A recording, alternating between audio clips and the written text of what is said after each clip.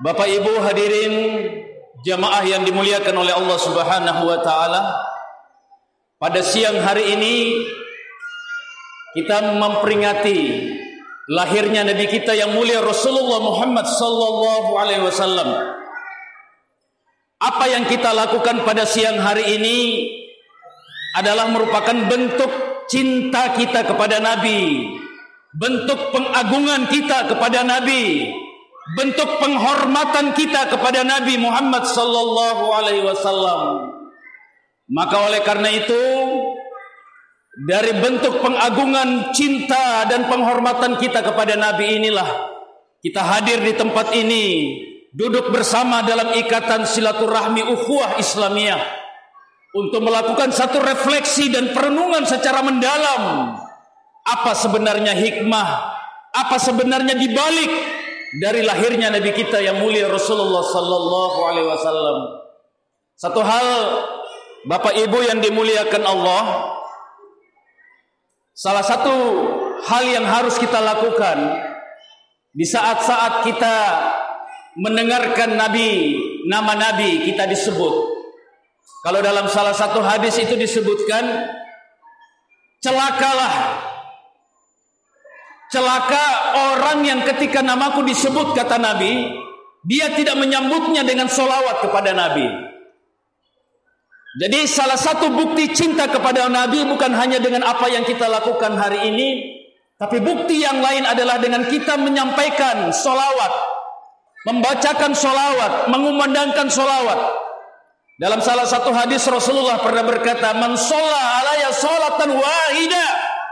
Barang siapa yang membaca sholawat kepadaku satu kali saja, kata Rasul, maka kata Rasul sallallahu alaihi asra sholawat, maka Allah akan bersolawat kepadanya 10 kali. Wa rufi'at anhu asra khatiyah, dan Allah akan mengampuni 10 kesalahannya. Wa rufi'at lahu asrah darajah, dan Allah akan mengangkat derajatnya sebanyak 10 tingkat, 10 derajat insyaallah. Nah, oleh karena itu saya ingin mengajak. Ini kebetulan saya lihat ini pertama jamaahnya banyak. Saya kemarin ngisi maulid di Lapulu, jamaahnya agak sedikit. Tapi kalau yang ini seimbang ini ya, jamaahnya dengan malenya ini, ya.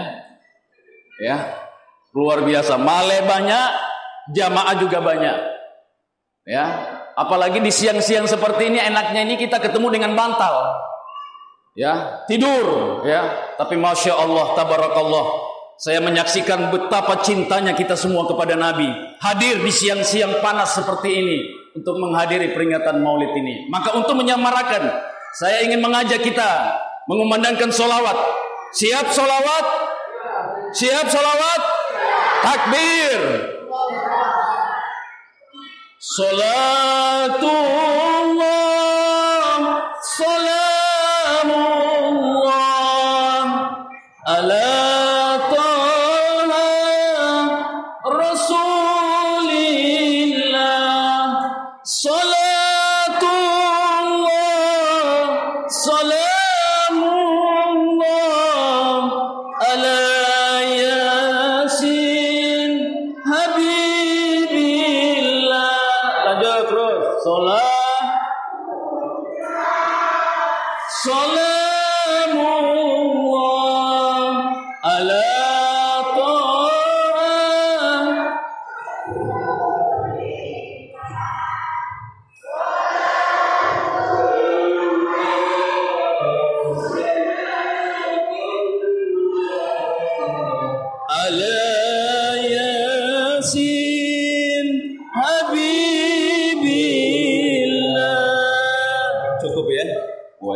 sholawat terus ini bahaya nih ya. Sudah mau asar. Ya, masya Allah, tabarakallah. Mudah-mudahan insya Allah menambah kemeriahan dan semangat kita ya dalam Maulid pada siang hari ini. Bapak Ibu yang dimuliakan oleh Allah Subhanahu wa taala, sungguh Nabi kita dengan keagungan dan kehormatan kemuliaan yang beliau miliki, itu loh kemudian dijadikan oleh Allah sebagai model, ya, sebagai teladan, sebagai contoh bagi kita dalam kehidupan ini.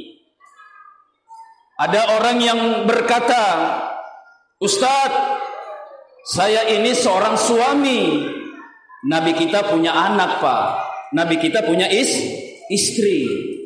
Ustadz, saya ini seorang guru. Kerjaan saya ngajar. Rasul, Pak, dalam hidupnya saban hari, setiap hari beliau ngajar. Beliau guru. Ustadz, saya ini adalah seorang pedagang, pengusaha, businessman. Pak, Bu, Rasul Nabi kita juga adalah businessman. Dia pedagang, pengusaha sukses. Bahkan rintisan bisnisnya dimulai sejak kecil. Ustadz, saya ini jenderal. Saya ini pasukan, pemimpin pasukan. Pak, Bu, Rasul Nabi kita mimpin perang 27 kali. Kurang apa coba Bapak Ibu sekalian? Ustaz, saya ini penguasa. Saya ini kepala negara. Saya ini pemimpin negara. Nabi kita kepala negara, Pak. Ya, Nabi kita pemimpin, penguasa. Dia ngatur masyarakat Madinah dengan piagam Madinah. Dia angkat siapa gubernurnya, siapa pencatat keuangannya, siapa jenderal perangnya. Semua kerjaan kepala negara, dan itu dilakukan oleh Nabi kita. Makanya karena kesempurnaan Nabi kita itulah Bapak Ibu sekalian, Rasul ini dijadikan model, dijadikan contoh. Laqad kana lakum fi Rasulillah uswatun hasanah. Dia teladan yang baik. Jadi ibu-ibu, kalau mau jadikan anak-anak kita cerdas, jangan nonton sinetron. Jangan nonton sinetron. Kalau mau jadikan anak kita cerdas, anak kita bakti sama orang tua, sopan sama orang tua, punya adab sama orang tua, membanggakan orang tua dunia akhirat, contohi Nabi. Jadi komplit. Bahkan Imam Al-Bushairi rahimahullah ta'ala, dalam kitabnya beliau menyatakan, Rasulullah itu kalau dilihat dari manapun itu hebat, Pak. Hebat. Dari atas hebat, dari bawah hebat, samping kanan hebat, samping kiri hebat, semua hebat. Di hadapan anak-anak hebat, di hadapan tetangganya hebat, di hadapan istrinya hebat. Kita ini di luar rumah, hebatnya minta ampun.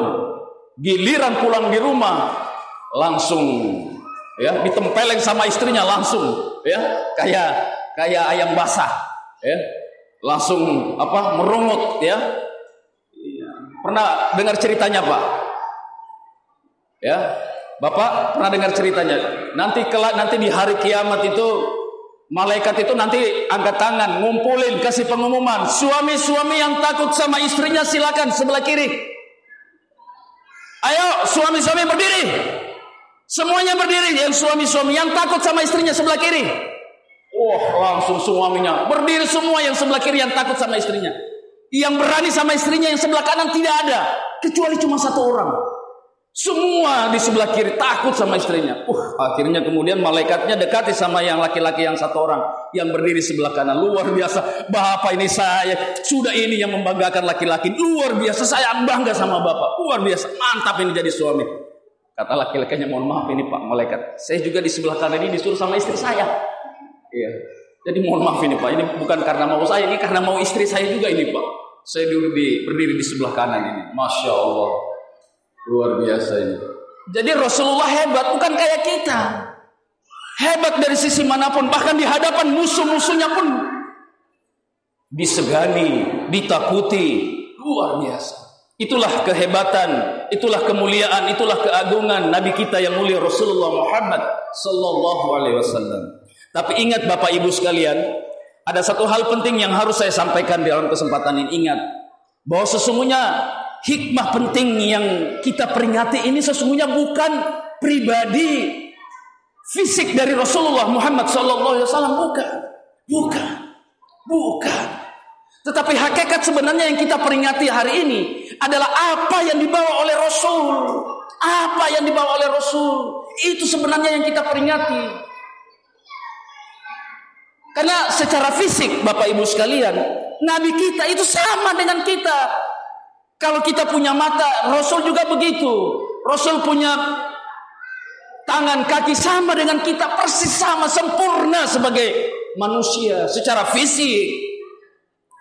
Dan itu dikatakan oleh Allah dengan tegas di dalam surat Al-Kahfi. Siapa di sini yang sering baca Al-Kahfi malam Jumat? Keutamaannya besar. Allah akan menurunkan cahaya kepada orang-orang yang baca Al-Kahfi di malam Jumat sampai pada waktu asar di hari Jumat. Dibaca di surat Al-Kahfi itu di ayat terakhir, di ayat 110. Allah dengan tegas menyatakan di situ. Ya, apa yang dikatakan Allah di ayat 110 surat Al-Kahfi ini tegas sekali. Kul innama ana basyarun mislukum. Bahwa sesungguhnya aku ini manusia biasa sama seperti kalian, Bapak Ibu sekalian. Itu kata Nabi yang ditegaskan Allah di dalam surat Al-Kahfi ini. Katakanlah wahai Muhammad bahwa kamu ini sama dengan manusia biasa. Tapi apa yang membedakan kita dengan Nabi? Apa yang membedakan kita dengan? Ada wahyu, yuha ilayya. Kalimat inilah yang membedakan kita dengan Nabi. Yuha ilayya. Nabi mendapatkan wahyu. Nabi mendapatkan risalah dari langit. Itulah sesungguhnya yang kita peringati hari ini. Dari seluruh maulid setiap tahun, itulah hakikat sebenarnya yang kita peringati. Bukan lahir secara fisiknya Nabi kita, tapi lahirnya sebuah risalah, lahirnya sebuah wahyu, lahirnya sebuah ajaran syariat yang dibawa Nabi. Itu yang kita sekali lagi peringati. Nah, Bapak Ibu yang dimuliakan Allah, oleh karena itulah maka dalam kita ini sebagai apa namanya, sebagai sesuatu yang nanti kita bawa pulang oleh-oleh. Karena saya yakin pulang ini sebentar bawa male semua ini. Ya, wah, ya, anak-anak ini saya lihat matanya sudah tidak fokus ini. Ya, sudah lihat penceramah lagi nih. Ya. Lihatnya fokusnya ke male semua ini. Ya, anak-anak. Ya. Walaupun orang tua juga ibu-ibu saya lihat sudah pada lirik-lirik juga semua ya. Nah, untuk menemani male yang kita bawa pulang ke rumah, ada dua saja hikmah yang saya ingin sampaikan, yang ingin saya titip untuk nanti dimasukkan di dalam male. Lalu kemudian itu dimakan juga. Jangan hanya malenya dimakan, tapi apa yang saya pesankan ini itu dibawa pulang dan dimakan.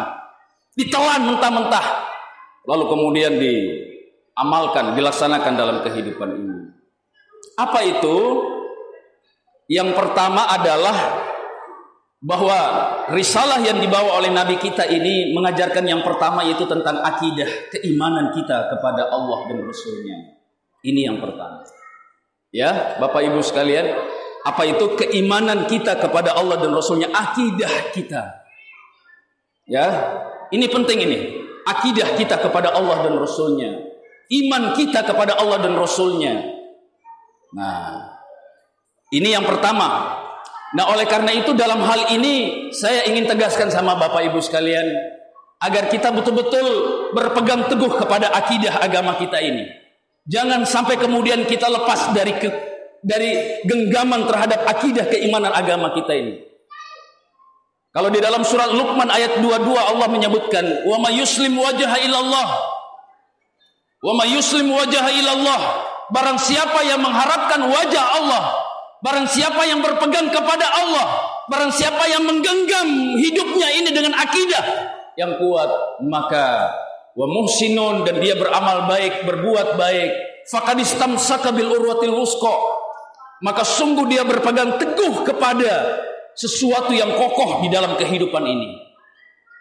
Nah, sekarang ini Pak Imam ya, sekarang kehidupan kita ini kan luar biasa, arus kebebasan maksiat ini luar biasa.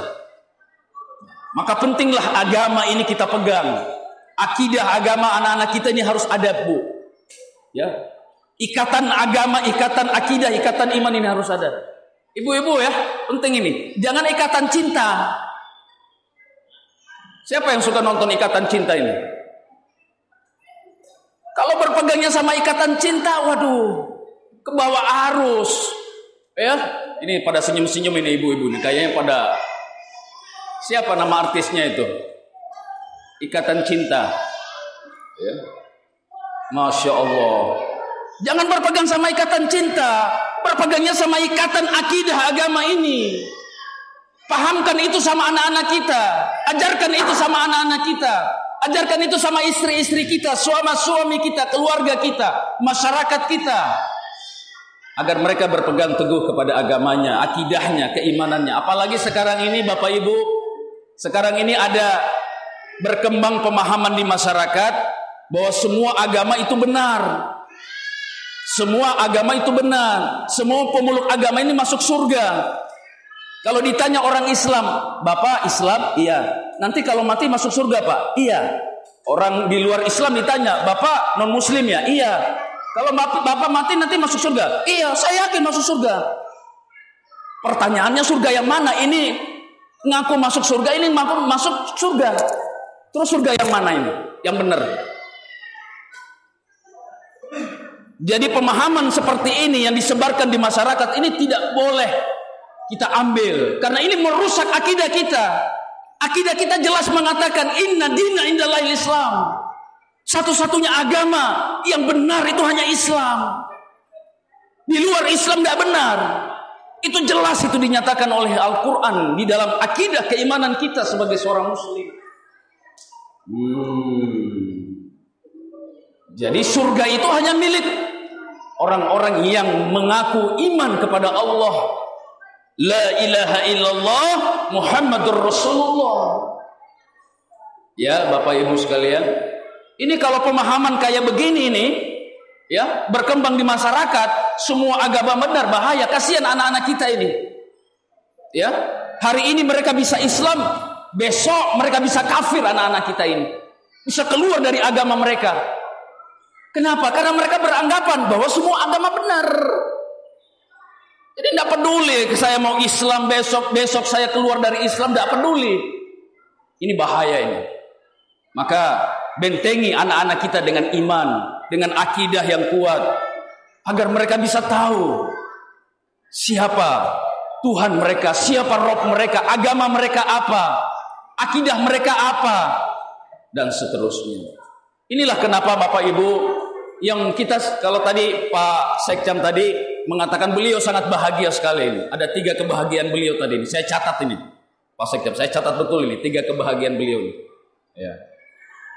Ya, kalau saya boleh tambah, memang kebahagiaan besar kita ini dari apa yang kita rasakan ini adalah lahirnya Nabi kita yang membawa risalah Islam ini. Karena dengan risalah itu kita tahu apa agama kita, siapa Rob kita, siapa Nabi kita, apa ajaran yang kita bawa dalam kehidupan ini. Nah, itulah Bapak Ibu sekalian yang dimuliakan Allah yang pertama.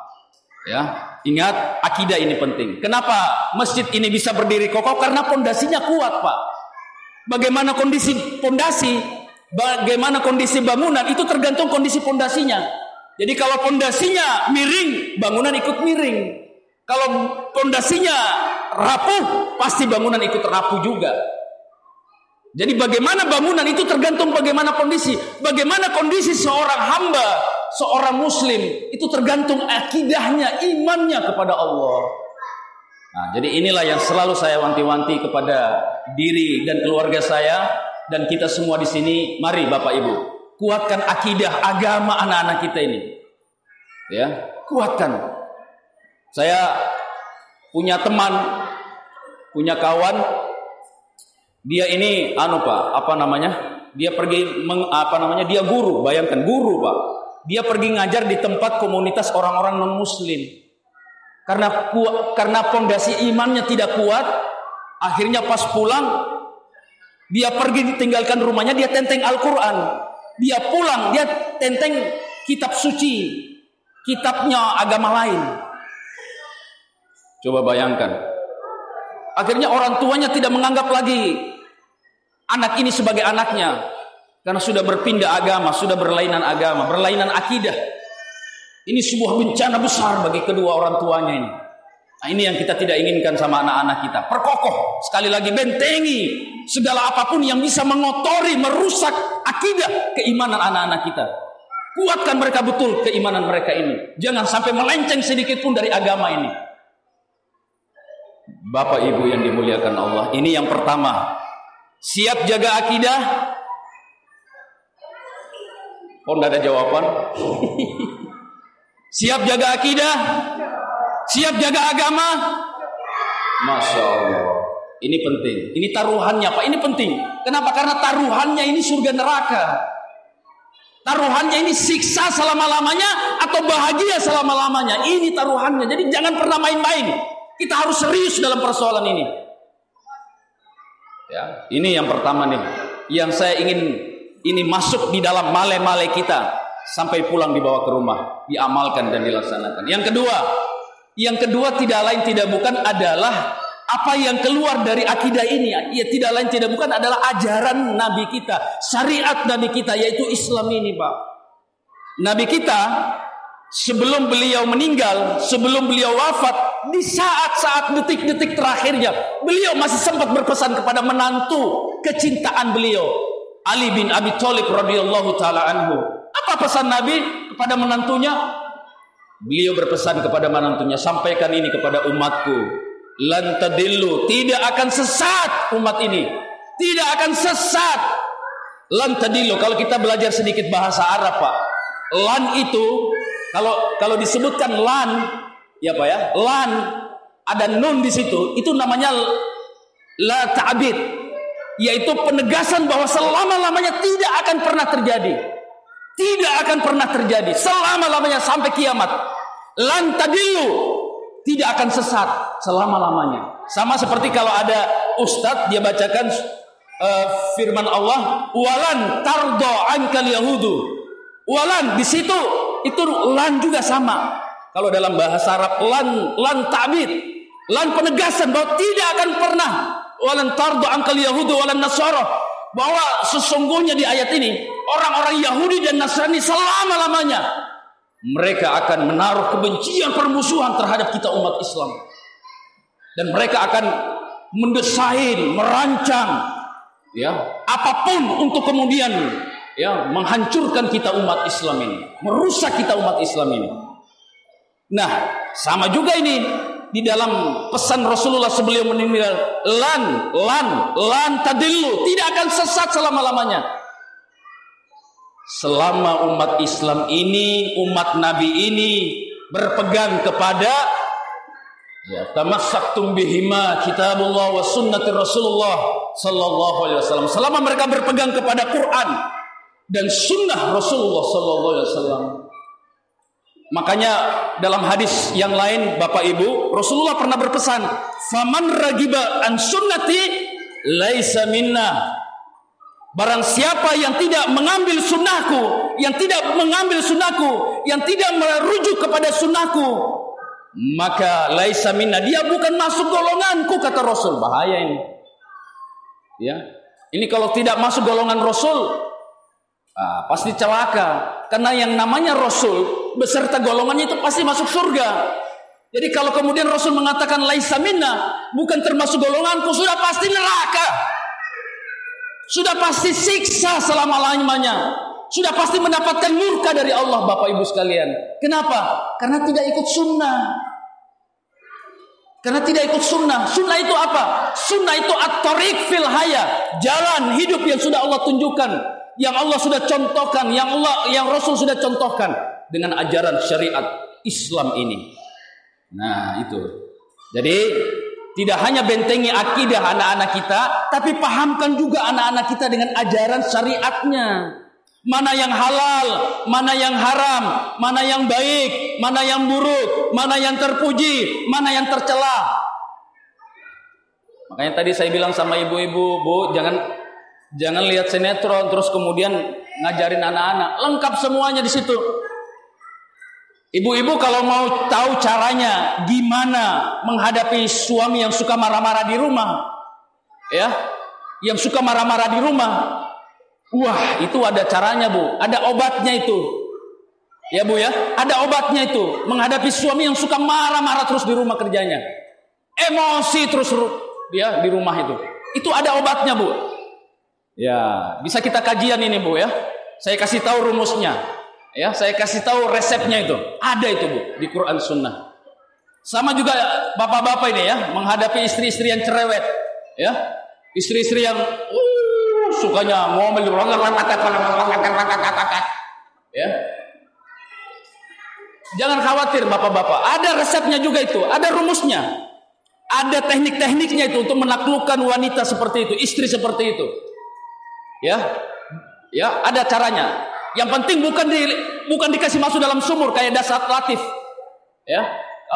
Kalau Dasar Latif kan kasih masuk di sumur, ya, sampai keluar jinnya yang menunggu 300 tahun di situ ya, gara-gara tidak tahan, ya, karena mendapatkan perempuan. Istri yang sangat cerewet masuk dalam sumur sampai jinnya yang menunggu sumur itu 300 tahun keluar.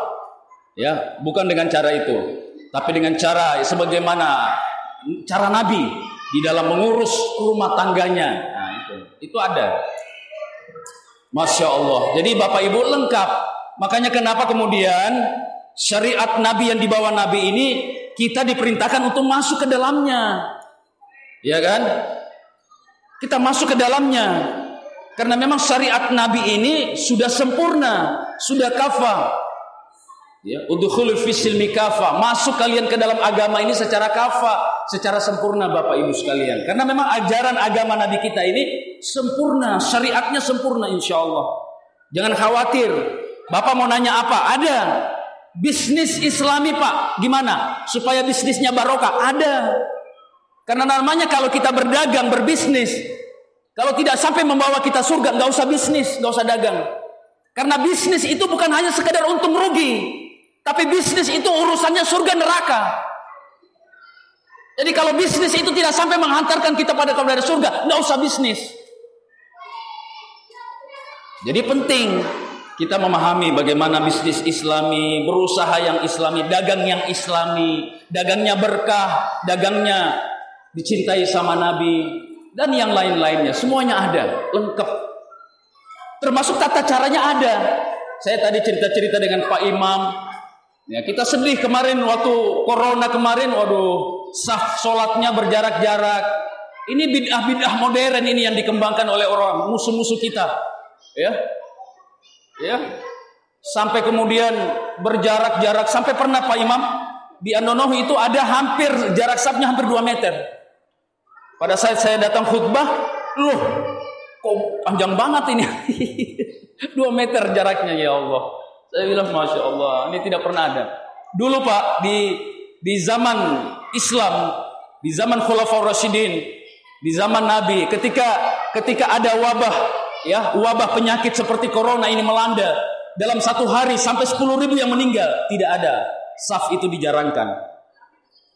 Rapat terus. Ya, jadi tata caranya sudah jelas nih. Barang siapa yang berpindah dari tata cara itu bid'ah ini. Ini sangat kita sayangkan. Nah, mudah-mudahan insya Allah corona ini selesai di Kota Kendari ini. Amin. Ya, tidak ada lagi kita lihat masjid ditutup, ya, saf dijarangkan, tidak ada lagi. Ya, kita ingin agar masjid kita ini meriah. Ya, agar masjid kita ini ramai, menjadi pusat-pusat peribadatan dan pengkajian, kajian Al-Quran dan seterusnya, agar insya Allah anak-anak kita, generasi kita menjadi generasi-generasi Quran. Siap ibu-ibu?